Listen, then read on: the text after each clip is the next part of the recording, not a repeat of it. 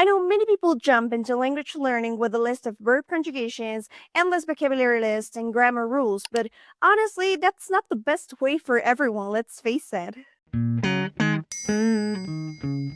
Hi everyone, it's Mariana. I'm so excited to talk with you today about a common misconception in language learning, the idea that you have to start by studying the basics. I always think of this Spanish comic strip with the animals. The title is No juzgues a un pez por su habilidad para escalar un árbol. So yeah, some of us are just not built for sitting down and tackling conjugation. That's why I firmly believe that you should think twice before focusing on the basics, because you can learn a language in a much more exciting and natural way. But before we keep going, remember to hit the like button and subscribe to our channel so you'll never miss out on any of my videos. And if you're ready to make your language learning exciting, why not give SpanishGT5.com a shot?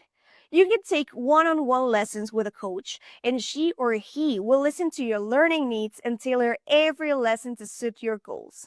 So, if you'd like to book a free video chat introduction, the link will be in the description box. So here's what you can do if you're not that into starting off with the basics in Spanish. Traveling to a Spanish-speaking country can be an incredible way to learn.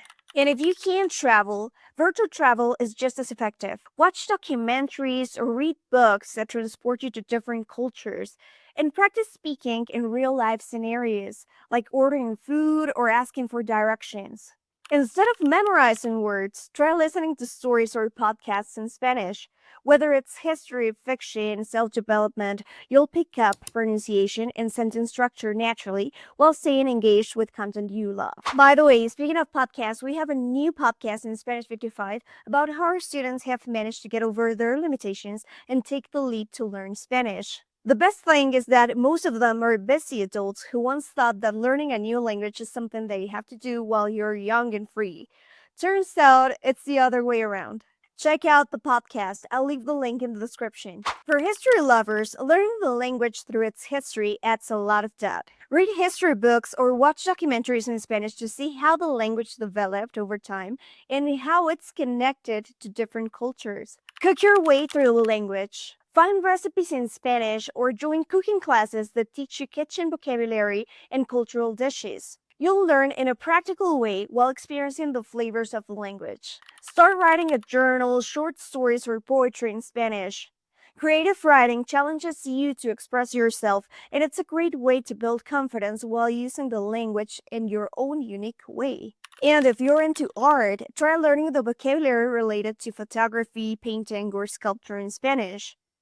You can attend workshops or listen to audio tours in museums in Spanish to immerse yourself in both language and culture. Language exchange isn't just about practicing grammar.